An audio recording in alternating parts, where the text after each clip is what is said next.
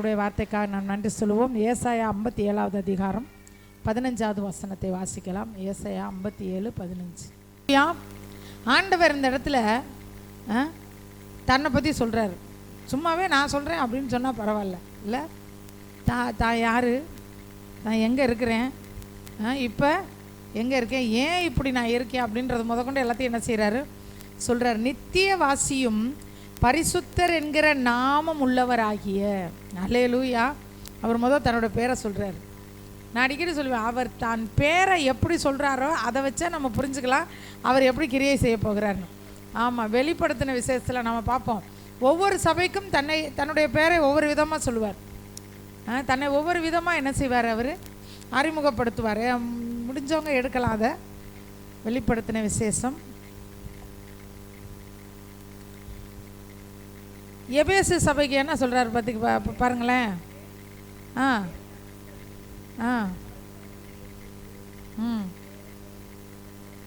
ஏழு நட்சத்திரங்களை வலது கையில் ஏந்தி கொண்டு 7 பொன் குத்து விளக்குகளின் மத்தியிலே உலாவி கொண்டு இருக்கிறவர் சொல்லுகிறதாவது. அல்லேலூயா.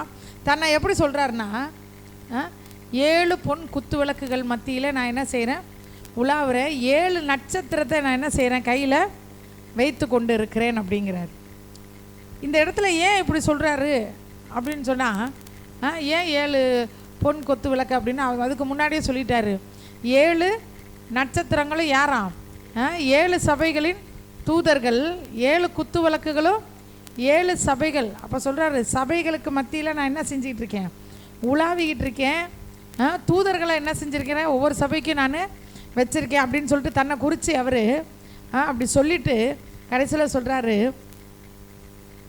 நீ சோதித்து அப்போஸ்தலர் அல்லாதவர்களை நீ என்ன செய்கிற, சோதித்து அறிஞ்சிருக்கிறேன்னு சொல்லிட்டு கடைசியில் சொல்லுவார், இன்ன நிலைமையிலிருந்து விழுந்தன்றதை பாரு.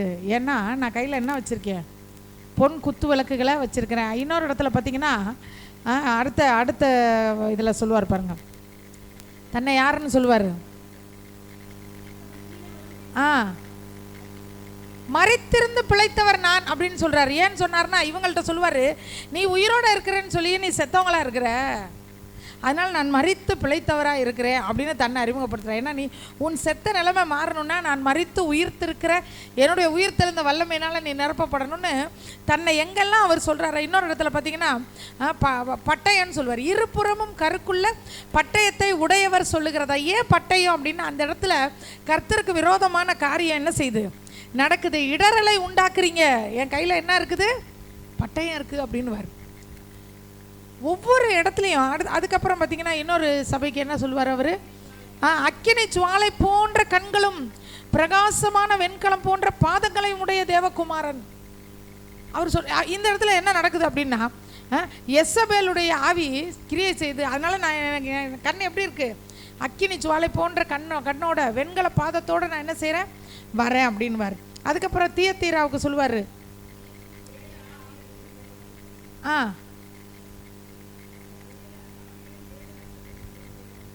சொல்லுகிறதாவது. ஆமாம், சர்தை சபைக்கு சொல்லுவார். சர்தை சபைக்கு சொல்லுவார், 7 ஆவிகளையும் 7 அப்படின்னா பரிபூரணம். சர்தை சபையை சொல்லுவார், நீங்கள் எப்படிப்பட்ட சபையாக இருக்கிறீங்க, செத்த நிலைமையில் இருக்கிறீங்க, நீங்கள் என்ன சபைன்னு சொல்கிறாரு, நீ விழித்து கொண்டு நீ உயிருள்ளவன் என்று பெயர் பெற்றும் செத்தவனாக இருக்கிறாய், நீ எந்திரி, நான் 7 ஆவிகள் பரிபூர்ண வல்லமையோடு நான் உனக்கு வரேன், என்னுடைய ஆவியை நான் உனக்கு பரிபூர்ணமாக தரேன். இப்போ இதுலேருந்து நான் எதுக்கு இது இத்தனை வசனத்தை நம்ம வாசித்தோம் அப்படின்னா, இந்த ஏசாயா 57ல் அவர் தன்னை அறிமுகப்படுத்துகிறது எப்படி அறிமுகப்படுத்துகிறார், அவர் ஆண்டவர் நித்திய வாசியம் அப்படின்னா எப்போதும் உயிரோடு இருக்கிறார். நித்திய வாசின்னா எப்போதும் வாழ்ந்து கொண்டு இருக்கிறார். அவருடைய ஆண்டுகள் முடிந்து போவது இல்லை. அவர் சொல்கிறாரு, நான் நித்திய வாசி, என்னுடைய ஆண்டுகள் முடிந்து போவதில்லை, நான் சதா காலமும் உயிரோடு இருக்கிறேன், மரித்தேன் ஆனாலும் சதா காலம் உயிரோடு இருக்கிறேன், மனிதர்கள் யாரு கூட இருந்தாலும் இல்லைனாலும் நான் என்ன செய்வேன், உன் கூட இருக்கிறேன். நித்தியவாசியும் பரிசுத்தர் என்கிற நாமம், அவருடைய பேர் என்னவா, பரிசுத்தம் உள்ளவர் அப்படின்ற நாமம் உள்ளவர் ஆகிய மகத்துவமும் உன்னதமானவர் சொல்லுகிறார். அல்லேலூயா. அவர் எப்படிப்பட்டவரா, மகத்துவமும் உன்னதமானவர் சொல்லுகிறார். அப்போ இந்த இடத்துல நித்தியவாசின்றாரு, பரிசுத்தர்ன்றாரு, மகத்துவர்ன்றாரு, உன்னதமானவர். சரி, என்னதான் சொல்கிறார் அப்படின்னா, உன்னதத்திலும் பரிசுத்த ஸ்தலத்திலும் வாசம் பண்ணுகிற நான், உன்னதத்தில் பரலோகத்தில் நான் என்ன செய்கிறேன்? வாசம் பண்ணுறேன். அப்படி பரலோகத்தை விட்டால் வேறு எங்கே நான் வாசம் பண்ணுவேன்? பரிசுத்த ஸ்தலம். பரிசுத்த ஸ்தலத்தை பற்றிலாம் நீங்கள் படிச்சிருக்கிறோம் பைபிளில். லேவியர் ஆகமம், என்ன ஆகமத்தெல்லாம் எப்படி அதிபயங்கரமாக இருக்கும் அந்த இடமெல்லாம். அந்த இடத்துல நான் என்ன செய்கிறேன்? வாசம் பண்ணுறேன்.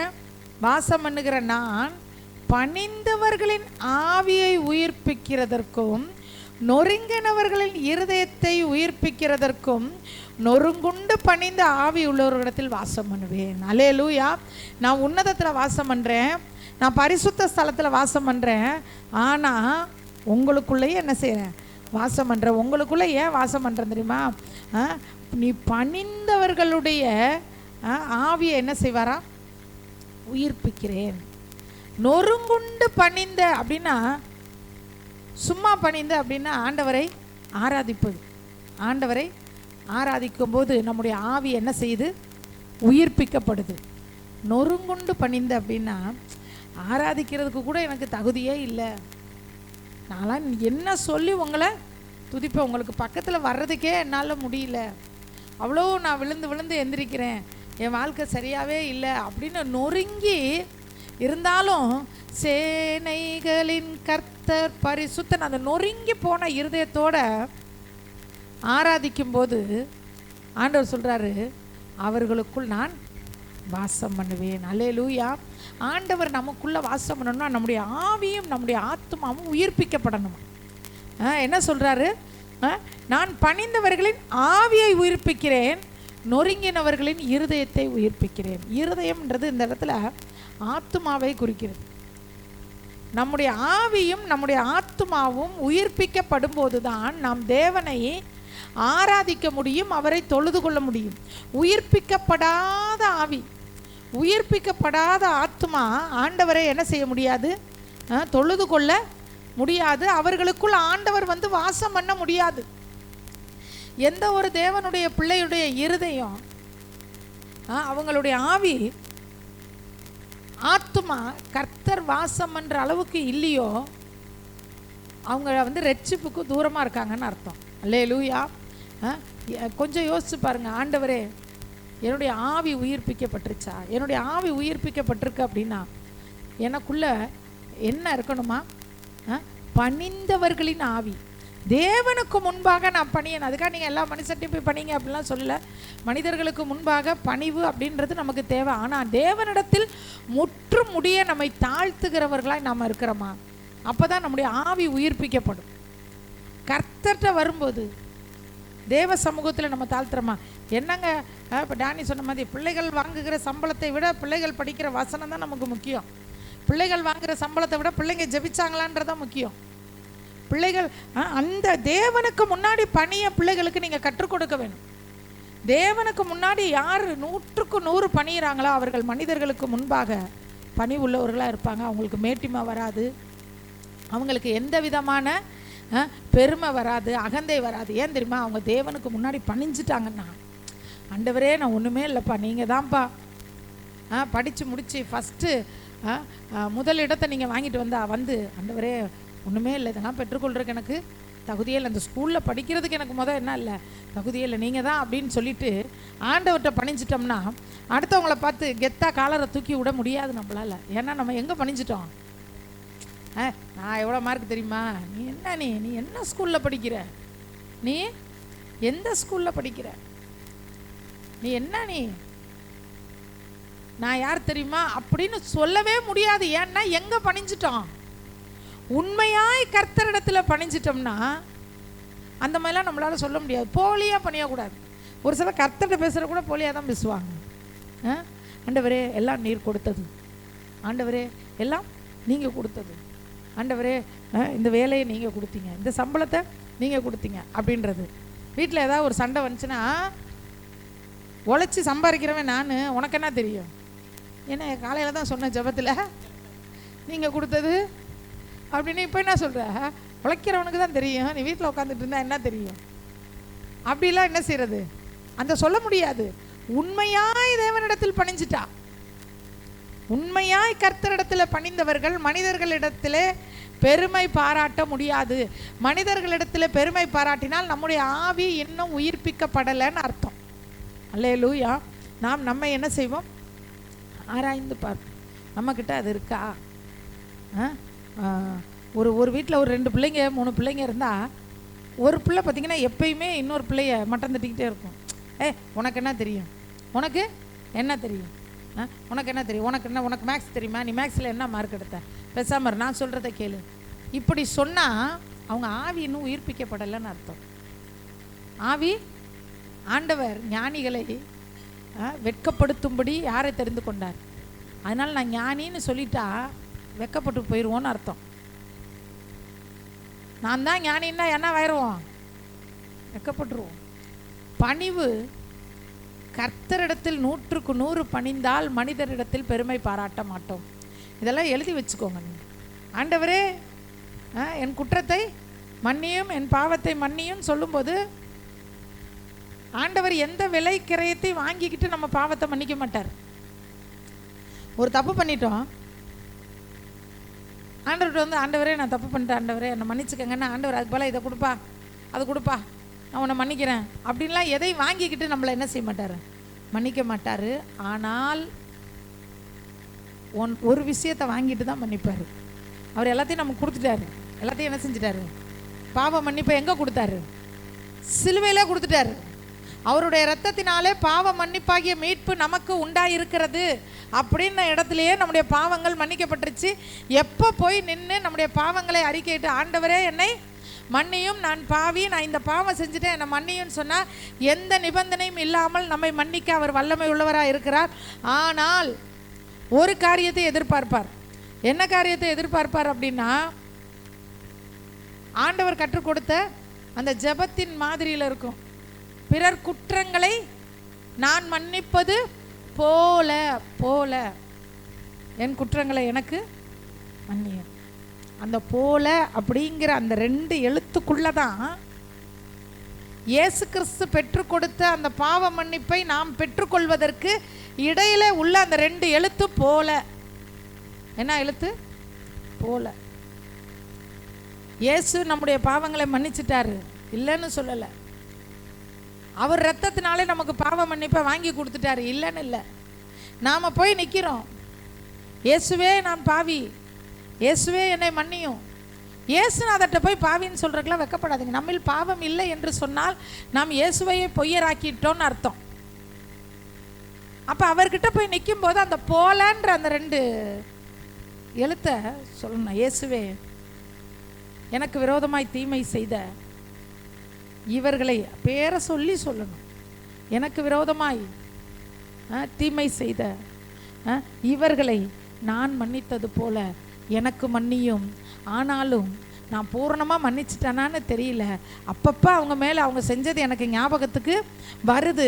பூரணமாய் மன்னிக்க எனக்கு உதவி செய்யும், என்னை நீர் மன்னியும். அல்லேலூயா. பணிவுன்றது இதுதான். அவர்கிட்ட போய் நீதிமான் நான் ஓங்கி அறிஞ்சிடுவேன். யார்கிட்ட சொல்கிறேன் நீதிமான்? அதை யார்கிட்ட போய் சொல்லணும்? நம்மளை குற்றப்படுத்துகிறான் பாருங்க, சும்மா சும்மா. உன்னை பற்றி தெரியாதா? நீ எப்படியாப்பட்டவன் தெரியாதா? நீ என்ன பண்ணிட்டு இருந்தன்னு தெரியாதா?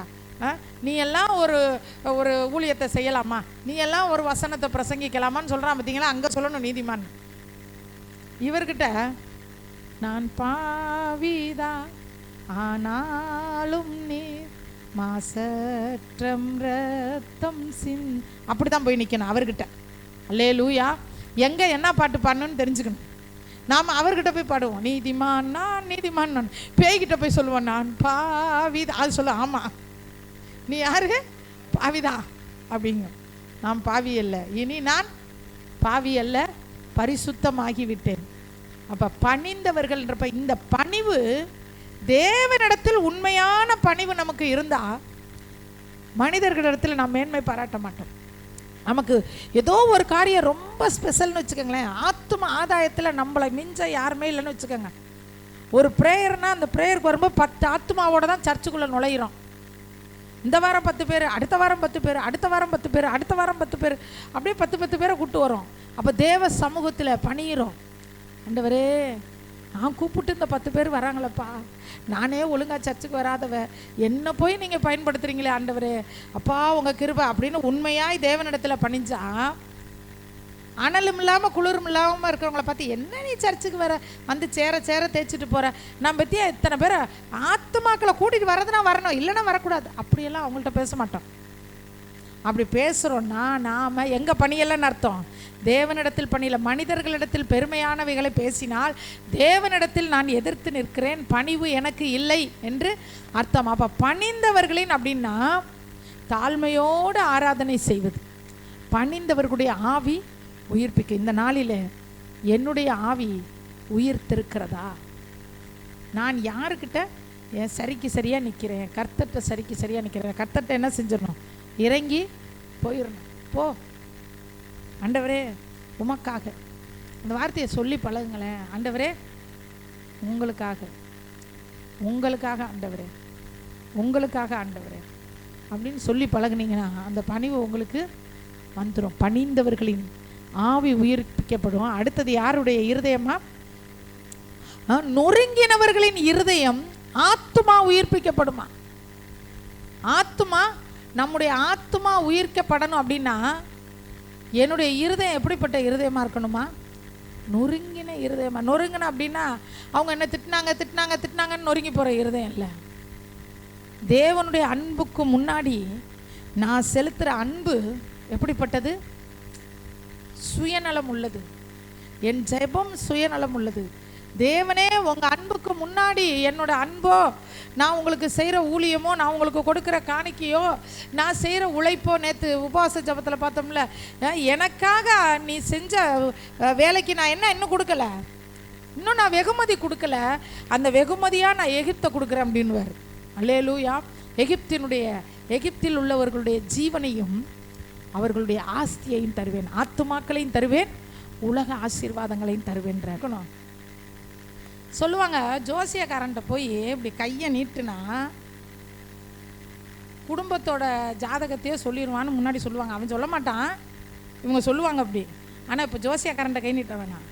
ஒரு ஆளோட ஃபோனோட ஸ்டேட்டஸு, ப்ரொஃபைலு, இன்ஸ்டாகிராமில் போடுற போஸ்ட்டு, ஃபேஸ்புக்கில் போகிற போஸ்ட், இதை நாளையும் பார்த்துட்டா அவங்க ஜாதகம் தெரிஞ்சு போயிடும்.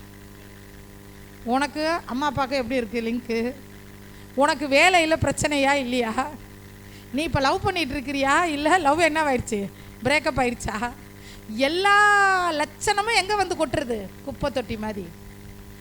கர்த்தரை ஆராதிக்கும் போது கசப்பு கலந்த ஆராதனை அநேக நேரத்தில் நம்ம கொடுக்குறோம். யார் கூடயா சுற்றுறது லவ் பண்ணிட்டு, அவன் விட்டுட்டு போனதுக்கப்புறம், அவன் விட்டுட்டு போனதுக்கப்புறம் வேறு ஒரு ஆசை இல்லை. இது ஆராதனை. இந்த ஆராதனைக்குள்ள இருக்கிறது தேவ அன்பா, விரக்தியா? உண்மையுள்ள மனுஷன் பரிபூர்ண ஆசீர்வாதத்தை பெறுவான்.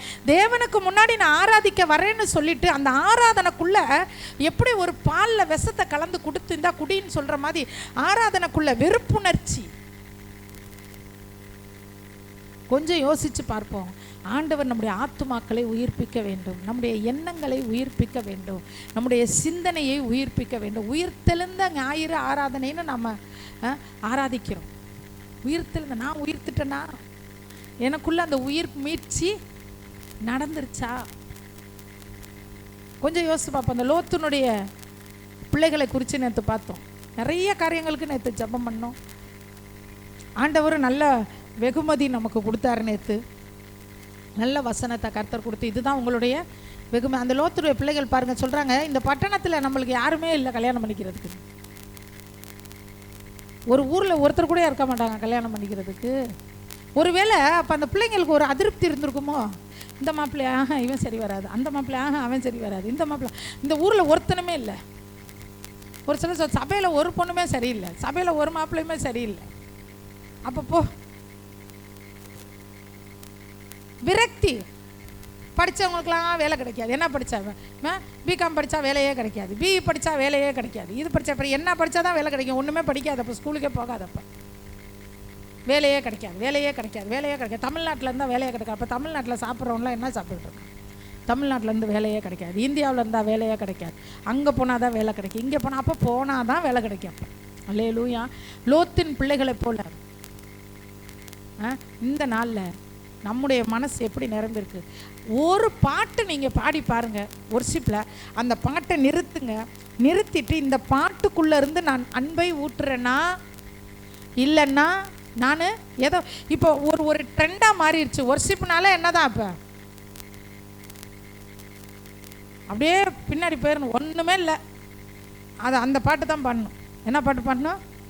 ஆமாம், எல்லாமே போச்சு, ஒன்றுமே இல்லை, இனி நான் எந்திரிக்கவே முடியாது, நான் நிற்கிற இடம் இனிமேல் வேஸ்ட்டாக போயிடுச்சு.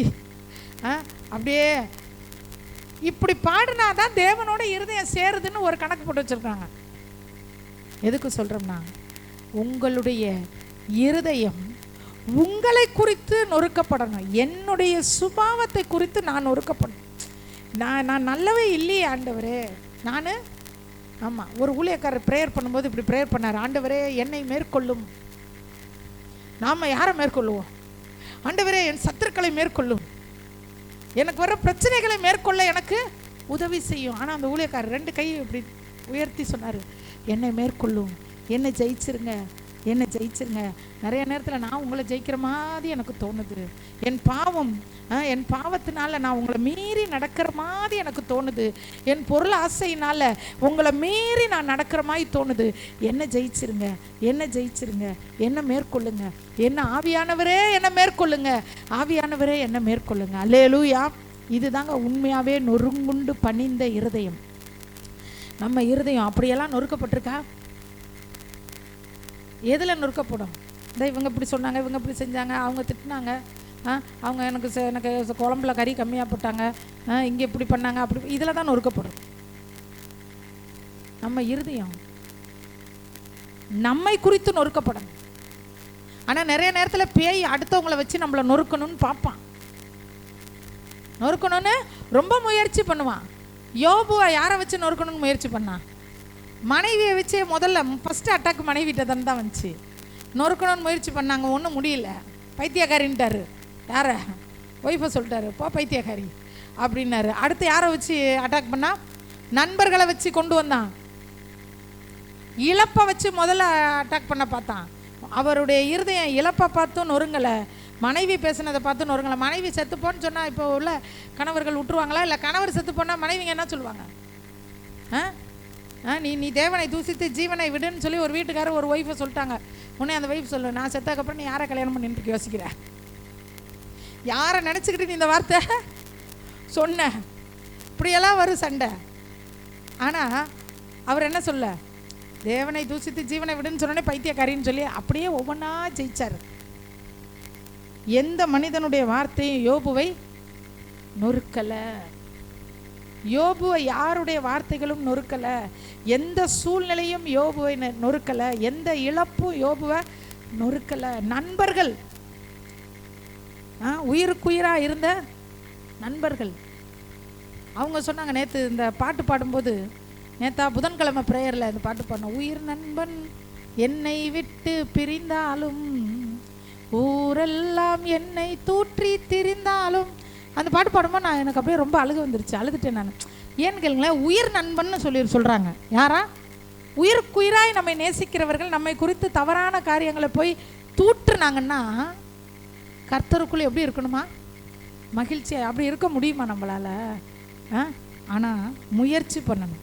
முடியாது, ஆனால் என்ன செய்யலாம்? முயற்சி செய்யலாம்.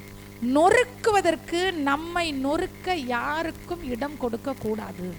நம்மை நொறுக்க யாருக்கு இடம் கொடுக்கக்கூடாது. நொறுக்கிற மாதிரி பேசுகிறாங்களா, அப்படியே பிடிச்சிக்கணும்.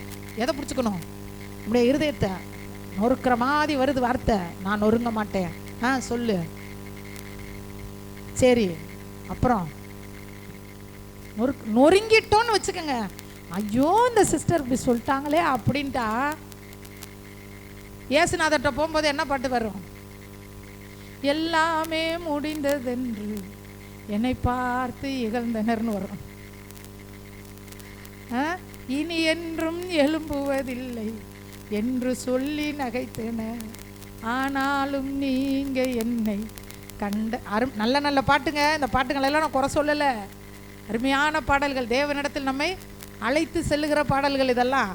ஆனால் நோக்கம் ரோசி என்னை உடைச்சிட்டாங்கன்ட்டு நான் அந்த பாட்டு பாடினேன்னா, இந்த பாட்டில் இருந்து தேவ அன்பு கர்த்தர்கிட்ட போகாது, ரோசி மேலுள்ள வெறுப்பும் கோபமும் கர்த்தர்கிட்ட போகும். கர்த்தர் பார்ப்பாரு, சுகந்த வாசனையை முகரும் போது இது என்னது வெறுப்பு வாசனை அடிக்குது, இது என்னது கோவ வாசனை அடிக்குது, கோவத்தில் பாடுற பாட்டு மாதிரி தெரியுது, இது என்ன இந்த பாட்டில் இருந்து என்ன வாசனை வருது. அல்லேலூயா. ஆண்டவர் இந்த நாளில் உங்களுக்கு சொல்லுகிற காத்த, உங்கள் இருதயம் உங்களை குறித்து நீங்கள் வைத்திருக்கிற எண்ணங்களினாலே நொறுங்கணும். அப்படின்னா நான் ஒன்றத்துக்கு மேல் லாயக்கில்லை அப்படி இல்லை, நீ நான் படித்தது தான் அந்த பிள்ளை படிச்சிருக்கு, அது வாங்குது பாரு சம்பளம், நானும் தான் வாங்குறேன், எனக்கு ஒன்றும் இல்லை விதி அப்படின்னு நொறுங்கக்கூடாது.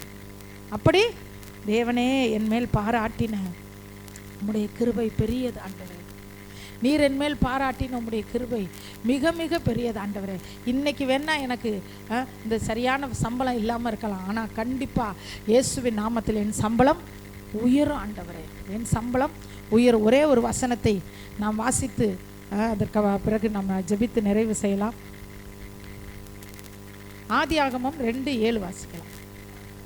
ஆமென், அல்லேலூயா. தேவனாகிய கர்த்தர் மனுஷனை பூமியின் மண்ணினாலே உருவாக்கி, என்ன மண்ணு?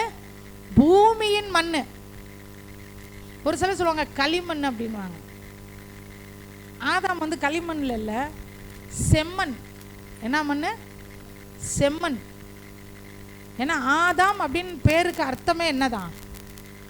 செம்மண்ணுன்னு அர்த்தம். சரிப்பா, அது எந்த ஏதோ ஒரு மண். ஆமாம், உடனே அது டீப்பாக போயிடக்கூடாது. அங்கிட்டு என்ன மண் இப்படி ஆகும், அப்போ செம்மண்ணை எப்படி பிசைஞ்சாரு, வேர்வேல பிசைஞ்சாரா, அதை பிசைஞ்சாரா? பூமியின் மண்ணினாலே என்ன செய்கிறாராம்? மனுஷனை உருவாக்கி ஜீவ சுவாசத்தை அவன் நாசியில் ஊதினார், மனுஷன் ஜீவாத்மாவானான். அல்லேலூயா. தேவனாகிய கர்த்தர் மண்ணை என்ன செய்கிறாராம்? பிசைஞ்சி ஒரு மனுஷனாக என்ன செய்கிறாரு? ஆமாம், இப்போ மனிதர்கள் வந்து மண்ணை வச்சு என்னென்னலாம் உருவாக்குறாங்கல்ல, பொம்மைகளை உருவாக்குறாங்க, பானை குடம் இதெல்லாம் உருவாக்குறாங்கல்ல, அந்த மாதிரி ஆண்டவர் என்ன செஞ்சாரா? மண்ணை பிசைஞ்சு ஒரு உருவத்தை, தன்னை மாதிரியே ஒரு உருவத்தை உண்டாக்கிட்டு ஜீவ சுவாசத்தை அவன் நாசியிலே. மண்ணுக்கு உயிர் இருக்காங்க? மண்ணுக்கு உயிர் இருக்கா? மண்ணுக்கு உணர்ச்சி இருக்கா? மண்ணுக்கு சந்தோஷம் வருமா? கோபம் வருமா? துக்கம் வருமா? நல்ல சிந்தனை வருமா மண்ணுக்கு? மண்ணுன்னா என்னங்க? இந்த படிக்காத பிள்ளைங்களை பார்த்து சொல்லுவாங்க, சரியான மக்கு மண், மண்டையில் என்ன இருக்குது? களிமண் தான் இருக்குது, மரமண்டை என்னென்னமா சொல்லுவாங்க. மண்ணுன்ட்டாலே வேஸ்ட்டுன்றதுக்கு தான் சொல்லுவாங்க. மண் மாதிரி உட்காந்துருக்கு பாருன்னுவாங்க. எப்படி உட்காந்துருக்கு? மண் மாதிரி உட்காந்துருக்கு பாருன்னுவாங்க. சரியான களிமண், உன் தலையில் களிமண்ணாக இருக்குது அப்படின்வாங்க. அப்போ மண் அப்படின்னா எதற்குமே உபயோகம் இல்லாத ஒரு காரியம். அதுக்கு மண்ணுக்கு அசைய தெரியாது, நடக்க தெரியாது, நல்லது செய்ய தெரியாது, கெட்ட. ஒரு சிலர் இருப்பாங்க தெரியுங்களா, ஒருத்தர் வந்து ஒரு பாவமும் செய்யாதவர், அவருக்கு வந்து தப்பு செய்யவே தெரியாதான். அதாவது ஒரு பாவம்னா என்ன, அந்த இப்போ நிறைய பேர் செய்கிறாங்கல்ல, உலக பிரகாரமாக செய்கிறாங்கல்ல, அது இதெல்லாம், அதெல்லாம் அவருக்கு செய்ய தெரியாது, செய்ய மாட்டார். பரவாயில்ல, ரொம்ப பரிசுத்தமுள்ள ஆளுன்னு பாப்பா. அவங்க மனைவி சொன்னாங்க, அவருக்கு அது செய்ய தெரியாதுங்க, அதனால் அவர் செய்யலைங்க. அவருக்கு ஆமாம், இந்த பாவம்லாம் செய்கிற அளவுக்கு அவருக்கு என்ன இல்லை, தைரியம் இல்லைங்க, அதனால தாங்க செய்யலை. பரிசுத்தம்லாம் கிடையாது, இருதயத்தில் ஃபுல்லாக கெட்ட எண்ணம் தான். யார் நல்லா இருந்தால் அவருக்கு பிடிக்காது. ஓஹோ, இது வேறு விதமான பரிசுத்தம் போல அப்படின்னு என்ன செய்யும். அப்போ மண் மாதிரி, மண்ணுன்னா ஒன்றுத்துக்கும் லாயக்கில்லாத மண்ணுக்கு ஆண்டவர் சுவாசத்தை ஊதி அந்த மண்ணை என்னவா படைச்சாராம்? ஜீவ ஆத்துமாவை ஆக்கிட்டாராம். நாமெல்லாம் என்ன ஆத்துமா? ஜீவ ஆத்துமா. பைபிளில் நிறைய இடத்துல ஜீவ வார்த்தை, ஜீவ வார்த்தை, ஜீவ வார்த்தைன்னு இருக்கு. எனக்கு அந்த வார்த்தையை படிக்கும்போது அண்டர்லைன் பண்ணிக்குவேன். பேதுரு பேசும்போது ஜீவ வார்த்தை, ஜீவ வார்த்தைன்னு வர அடிக்கடி. ஏன்னா அவருக்கு தான் தெரியும் அந்த ஜீவ வார்த்தையோட மகிமை என்னன்றது. ஜீவ வார்த்தை. அப்போ ஜீவ ஆத்துமாவா அல்லது பாவ ஆத்துமாவா அப்படின்றத நாம தான் நம்மளை அப்போ உயிர்ப்பிக்கிற தேவன் ஆண்டவர் சொல்கிறாரு, உன்னுடைய ஆவியையும் உன்னுடைய ஆத்துமாவையும் உயிர்ப்பிப்பதற்காக நான் உனக்குள்ள என்ன செய்கிறேன், வாசம் பண்ணுறேன். மண்ணு மாதிரி கிடந்தாலும் சரி, மதிப்பு இருக்கா? மண்ணுக்கு மதிப்பு இருக்கா? இப்போ மண்ணுக்கு தான் மதிப்பு நிறையா இருக்கு. ஆனால் மண்ணை என்னத்தை காலில் போட்டு மிதிக்கிறது, காலில் மிதிப்படுறது. எல்லாரை விட ஒன்றுமே நான் இல்லை, என்னை யாருமே மதிக்கலை, நான் எனக்கு மரியாதையே இல்லை. கவலைப்படாதீங்க, அவருடைய ஆவி உங்களுக்குள்ளே இறங்கிருச்சுன்னா ஆண்டவர் உங்களை ஜீவ ஆத்துமாவாக்கிடுவார். மண்ணை ஆத்துமாவாக மாற்றிட்டார். மண்ணை சாதாரண ஆத்துமா இல்லை, ஜீவ ஆத்துமா. அப்போ ஆண்டவரே உங்களுடைய ஜீவ சுவாசத்தை எனக்குள், நம்ம சுவாசம் ஜீவ சுவாசம் இல்லை, ஜீவனோடு இருக்கிற வரைக்கும் தான் நம்ம சுவாசம் ஜீவ சுவாசம். ஜீவன் போயிடுச்சுன்னா சுவாசம் போயிடுச்சு. ஆனால் அவர் சுவாசம் அநேகருக்குள் ஜீவனை கொடுக்குற சுவாசம். இந்த நாளில் நம்ம ஜெபம் பண்ண போகிறோம். ஆண்டவரே, ஆவியை உயிர்ப்பிப்பேன், ஆத்துமாவை உயிர்ப்பிப்பேன், அதற்காக உனக்குள் வாசம் பண்ணுறேன்னு சொன்னீங்களே, அந்த மண்ணுக்கு உயிரை கொடுத்து அந்த மண்ணை ஜீவ ஆத்மாவை மாற்றினீங்களே, அந்த ஜீவ சுவாசம் எனக்குள்ளே கொடுத்துருக்குறீங்க. இனிமேல் கொடுங்கன்னு இல்லை. பவுல் சொல்லுவார், அந்த பொக்கிஷத்தை மண்பாண்டங்களில் பெற்றிருக்கிறோம். அந்த பொக்கிஷத்தை மண்பாண்டங்களில் பெற்றிருக்கோம். என்ன பொக்கிஷங்க அது? பரிசுத்த ஆவியானவர்ன்ற பொக்கிஷத்தை நான் உள்ள என்ன செஞ்சுருக்கேன், வச்சிருக்கிறேன்.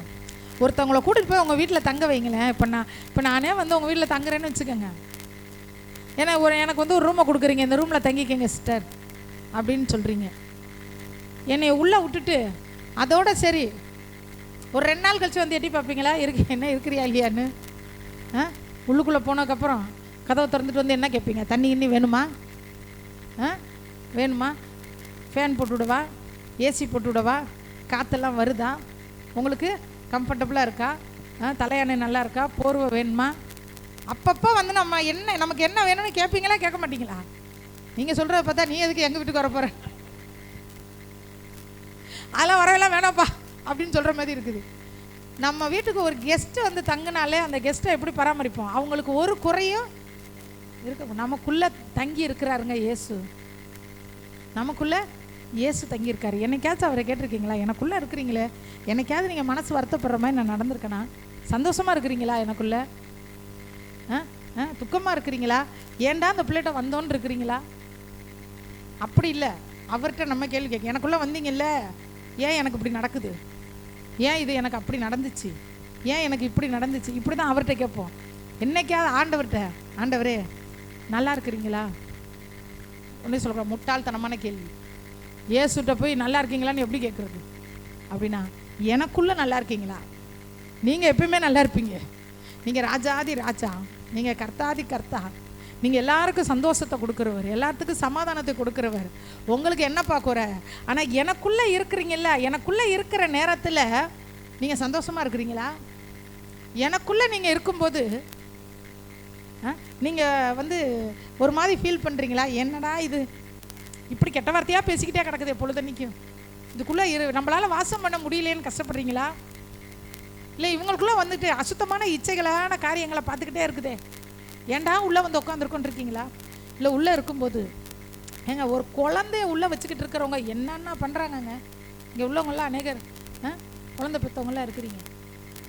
குழந்தை உள்ளே இருந்துச்சுன்னா என்னென்ன சொல்லுவோம்? இப்படி குடித்தா ஐயோ இது பிள்ளைக்கு ஒத்துக்காது. அதே தாங்க நாங்களும் சொல்லிகிட்டு இருக்கோம். வயிற்றில் இருக்கிற குழந்தைக்கே ஆகாதுன்னா உங்கள் மனசுக்குள்ளே இருக்கிற இயேசுவுக்கு ஆகுமாங்க? நம்ம வந்து குடிக்கக்கூடாதுன்னு சொன்னால் பைபிளில் எங்கே போட்டிருக்கு?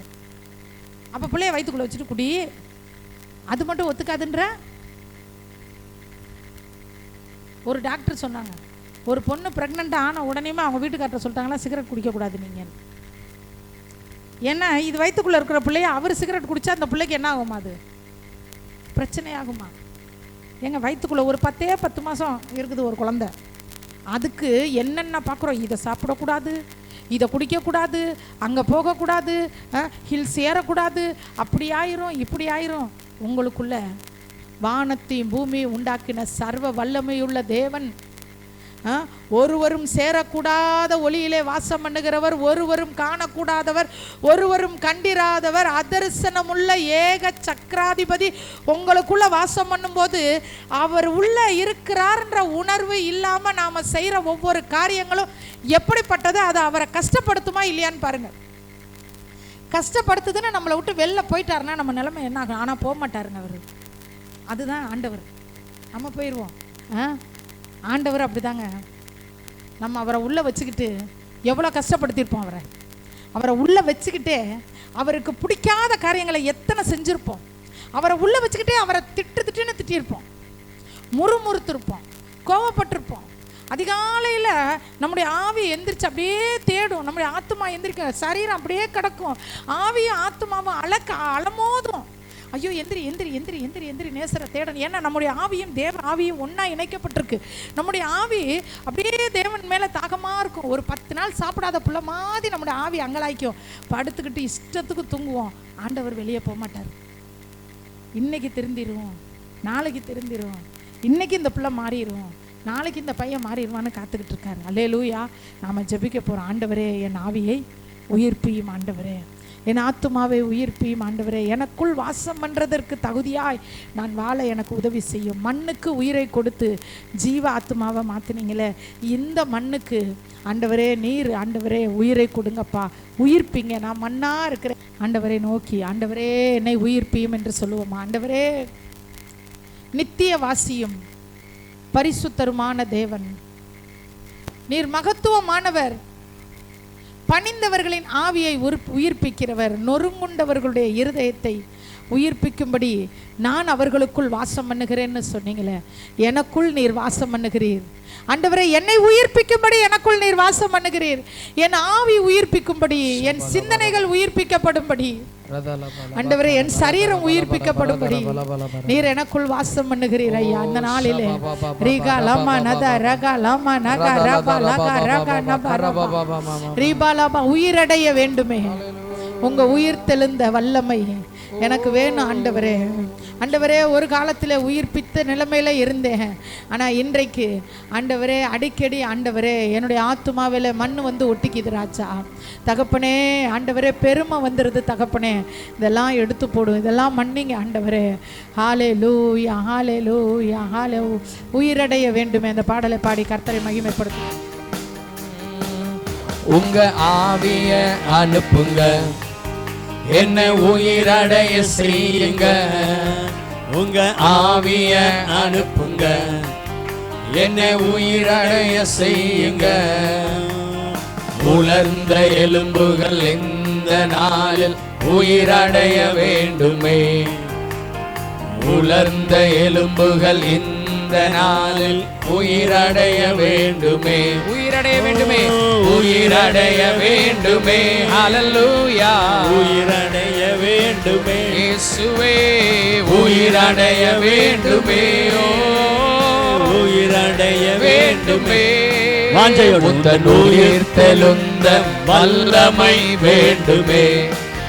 உந்தன் உயிர் தெழுந்த வல்லமை வேண்டும். பாதாள கட்டுகள், பாதாள கட்டுகள் உடையட்டுமே. பார்வோனின் வல்லமை அழியட்டுமே. எல்லாம் பாதாள கட்டுகள் உடையட்டுமே. பார்வோனின் வல்லமை அழியட்டுமே. இயேசுவுக்காக ஓட, உமக்காக நாங்கள் ஓடிட உயிரடைய வேண்டுமே. உமக்காக நாங்கள் ஓடிட உயிரடைய வேண்டுமே. உயிரடைய வேண்டுமே. ஹல்லேலூயா. உயிரடைய வேண்டுமே. இயேசுவே, உயிரடைய வேண்டுமே. உயிரடைய வேண்டுமே. உந்தன் உயிர் தெழுந்த வல்லமை வேண்டுமே. உந்தன் உயிர் தெழுந்த வல்லமை வேண்டுமே. ஆமென். ஹல்லேலூயா. ஜெபிக்க போகிறேன். பணிந்தவர்களின் ஆவியை உயிர்ப்பிக்கிற தேவன், அவரை பணிந்து கொள்ளும்படி வந்திருக்கிறீர்கள். இந்த நாளிலும் தாவீது சொல்வார், ஆண்டவரை பார்த்து, நாங்கள் உம்மில் மகிழ்ந்து இருக்கும்படி திரும்பவும் நீர் எங்களை ரிவைவ் அஸ் ஓ லார்ட், எங்களை திரும்பவும் உயிர்ப்பிப்பீராங்க. பவுல் சொல்வார், அன்றியும் கிறிஸ்துவை மரித்தோரிலிருந்து எழுப்பின பிதாவின் ஆவியானவர் உங்களுக்குள்ளே வாசமாயிருந்தால் சாவுக்கு ஏதுவான அப்படின்னா உயிர் போகிறதல்ல, கர்த்தரை விட்டு விலக்கிற காரியங்கள்லாம் நம்ம போகவே மாட்டோம். அவங்க சரிங்களா, அவரோட கூட உயிர்ப்பிப்பார். இந்த நாளிலும் அவருடைய உயிர் தெழுந்த வல்லமை உங்களை ஆளுகை செய்வதாக.